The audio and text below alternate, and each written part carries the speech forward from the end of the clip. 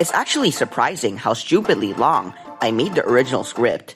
So here's a shortened version, because I'm simply not proud with saying, oh, this part is cool, like every 2 seconds. So this series will maybe start to be more about criticism, and if I don't review a level, that means I think it's perfectly good as it is. This first level, Not Enough Rings by Surge is Sonic 95, was actually sent to me before it got rated by RobTop, and I checked that there's so many comments that begged for it to be rated either Epic, Legendary, or Mythic. This is a Sonic the Hedgehog themed level, so kind of like a fan creation, but I haven't seen the coins yet since I'm not going to poke around every little corner of the level in practice mode, but I know the coins must have something to do with the emeralds in the level. The second level sent to me is Study Crazy by GW Lava, and it has a lot of dislikes even though it's star rated, because it's rated auto even though it isn't even auto. The backstory here is that the level was uploaded in January of 2014, and back then, 1-star levels meant easy levels instead of auto levels, so that's why you needed to actually click multiple times in this level. But this level is a really low quality and simple math quiz, and since it's really old, the level is pretty bad. This third level sent to me, Beep by Just Cody, is actually sent by the level's own creator, so clearly someone wants me to review their own level, and this is actually what the series was exactly created for. Moderators have seen this level, but the level hasn't gotten that famous yet, which means it hasn't been sent by the moderators previously mentioned.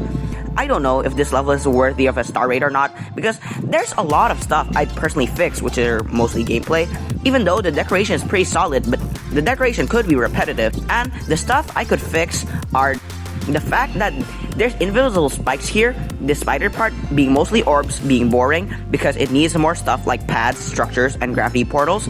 This orb you have to hit late for some reason. This wave transition, this duel being 99% orbs and needing more interesting gameplay stuff like more structures, pads, and gravity portals, an awkward camera rotation, an invisible spike really close to the black orb that makes the timing stupidly annoying, a memory part at the end, and the fact that there's no way this is 6 stars at all.